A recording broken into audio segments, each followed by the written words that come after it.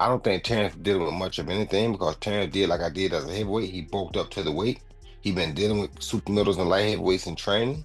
If you can deal with them in training, you can deal with them in the fight. So the weight should not even be an issue. That's what I feel, and that's what I think. He have more pride, and I think it's not gonna be the same. He's gonna try to do something and try to win, and that made me feel happy because at the end of the day, we're there to put a great fight and see who's the best. My overview would be I'm looking for Crawford to win the outside. Use his length. I know he's still got good length on him.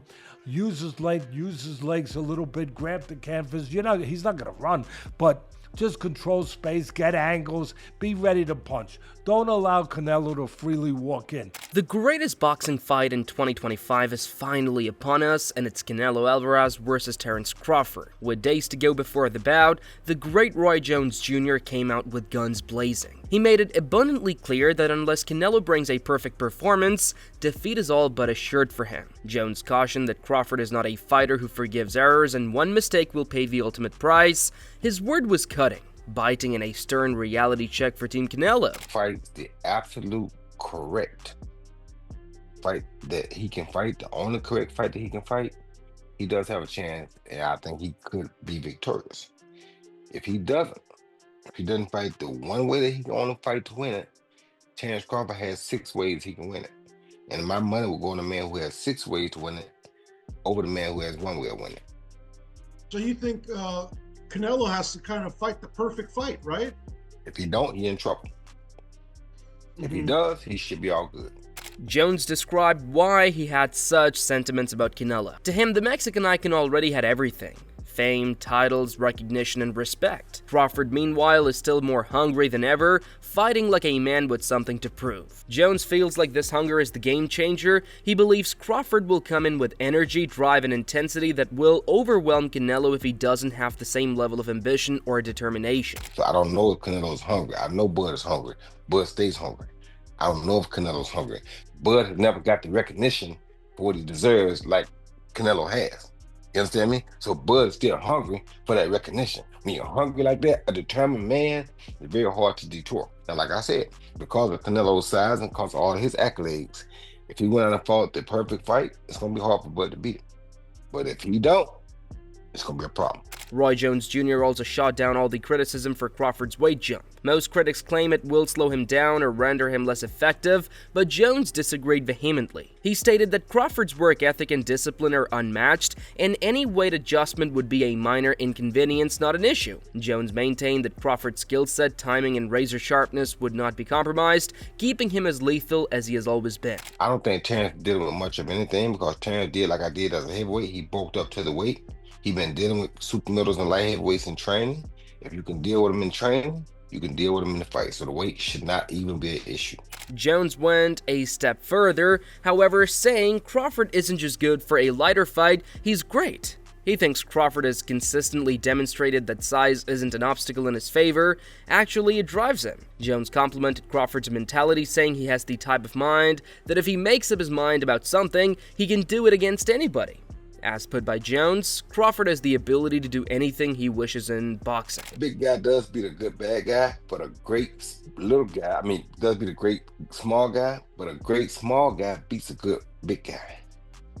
We might be talking about a great small guy here. We'll find out after this fight, but we might be talking about, which I think we already are, but I think we're not talking about a good small guy. I think we're talking about a great small guy. Understand me? So this great small guy, like you saw with me. Crawford himself chimed in too, pointing to the argument about smaller fighters making it to the top. He reminded everyone of the myriad of examples throughout history, including Canelo himself, who began as a smaller man and proceeded to destroy larger men. Crawford's contention was that being small doesn't mean there isn't potential if the talent and skill are present. His argument was straightforward but compelling. History teaches us that smaller men with heart and technique have beaten giants previously. Are you aware, I assume you are, but let me ask, of the old adage in boxing, the great big man beats the good big man beats the good little man? But that's what they say, but it's not always the case. You know, when you look at all the great little men that moved up in weight, they beat the great big man. You know, a lot of people they running with that narrative. Who came up with that? Well, they just noticed through the years, man. For 100 years, you're right. There have been examples. I'm saying, who came up with that? I don't know if there was a. See, don't nobody know. I can't name the person. Don't nobody know who came up with that, and everybody just running with it because they don't know what they talking about. You know, when we look at the history of boxing, more little men moved up in weight to be the bigger man than boxing. More little man. When you talk about Floyd Mayweather, when you talk about De La Hoya, when you talk about Pacquiao, when you talk about Sugar Ray Leonard, when you talk about Roberto Duran, when you talk about Canelo Alvarez, when you talk about Terence Crawford, when you talk about Shakur Stevenson, I can name fighters for days that was smaller, that moved up in weight consistently and was successful. In the tradition of respect, Canelo also accorded Crawford his due. Having just finished a lackluster and uninspiring fight against William Skull, Canelo acknowledged he's seeking thrills once again. Canelo acknowledged Crawford's ability and grit and praised the American for his mentality. Canelo asserted he's not discounting Crawford and is looking to give him a spectacular fight. For the fans, that translates to this fight being competitive and fun from beginning to end. That's what I feel, and that's what I think. He have more pride, and I think it's not gonna be the same. He's gonna try to do something and try to win, and that made me feel happy because at the end of the day, we're there to put a great fight and see who's the best. Crawford, meanwhile, seems more confident than ever. Speaking at a recent press conference when questioned how certain he was that he could beat Canelo, Crawford did not hesitate for a moment. He said he has complete confidence in his skill set, his training, and his own abilities to take him all the way to the win. This was no hype for the headlines. This confidence did seem genuine, displaying a man who is completely focused on the task at hand. How sure are you today that you win this fight? I'm 1,000% sure now. You know, you gotta think. You know, going into a fight, you don't know what's gonna happen. You know, you can get injuries. He can get injuries. Like, there's so many things that goes on in a boxing match. You know, the judges, the ref, like just everything, preparation. So you're not 100% sure. If a fighter say, "Oh, I'm 1,000% sure," you know, they lying. You know, because you got to go out there and perform at the end of the day. And I'm more than ready to go out there and perform this Saturday. Evidence of Crawford's deadly shape came from Fernando Vargas, who sparred with him not long ago. Vargas revealed how sharp, quick, and deadly Crawford appeared in the ring. He noted that Crawford has become even more lethal than he previously was, improving his timing and power. In Vargas's opinion, Crawford's greatest asset is that he quickly changes who he is to fit whoever is in front of him. That type of preparation is precisely what makes him such a nightmare for Canelo Alvarez to deal with. Dope experience, bro. I went in there, and I think the biggest thing that I learned from him was his pace. He was like Michael Myers, bro. Teddy Atlas, a highly respected boxing analyst, also chimed in. He mentioned the various ways in which Crawford can cause trouble for Canelo. Atlas identified Crawford's ability to change stances, employ angles, and break an opponent's rhythm. In his opinion, Crawford's ring IQ is second to none, and that can be used to frustrate Canelo. Atlas feels that if Crawford remains focused and makes Canelo fight at his pace, the chances of him winning the bout increase exponentially. My overview would be, I'm looking for Crawford to win the outside. Use his length. I know he's still got good length on him.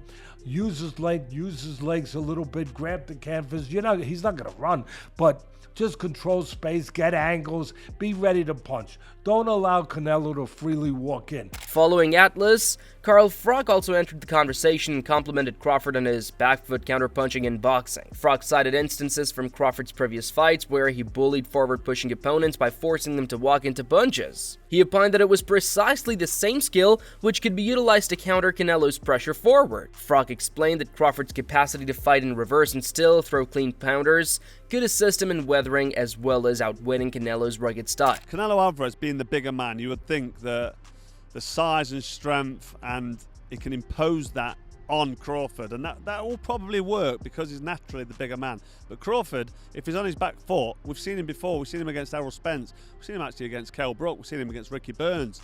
He looks good, counter-punching, fast hands, naturally the lighter man, so he's going to be naturally the quicker man. But I said earlier, he's looking bigger and stronger, so I think he's going to be able to cope with pressure from Canelo.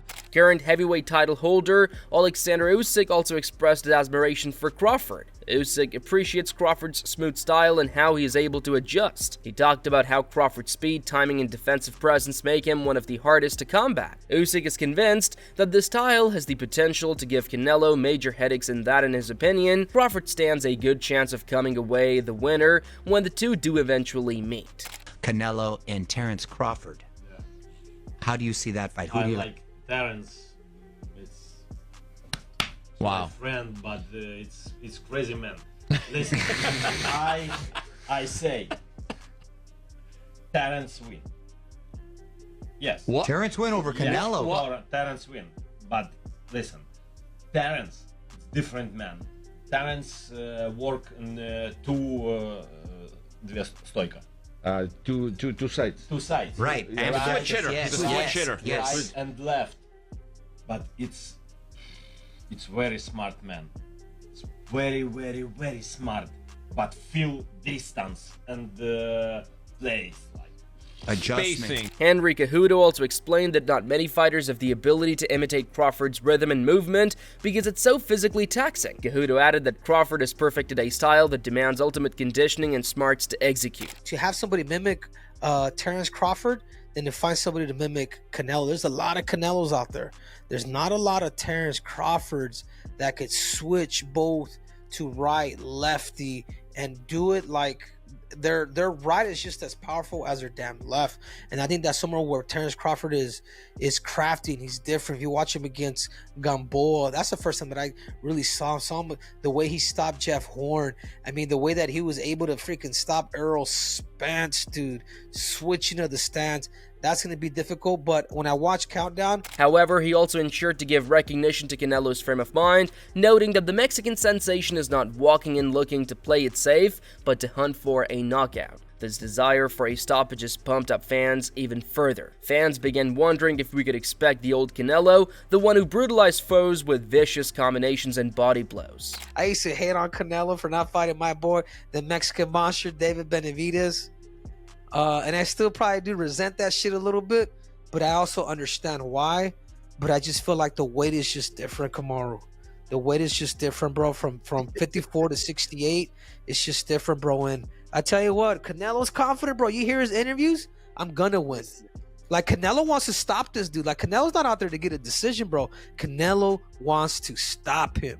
Jeron Innes also weighed in agreeing with Canelo Alvarez. For Innes, it's history. He feels Canelo's legacy, his career, and his proven resume against larger challenges make him the bet, and Innes admires Crawford, but just doesn't believe when it all comes down to the biggest stage. Canelo's legacy as a legend cannot be dismissed in any forecast. But I think you gotta lean more towards Canelo, because like I said before, he been putting big guys out and down, and Canelo not even really a 68 pounder. He probably really should be at 60 maybe, and he been hurting these guys.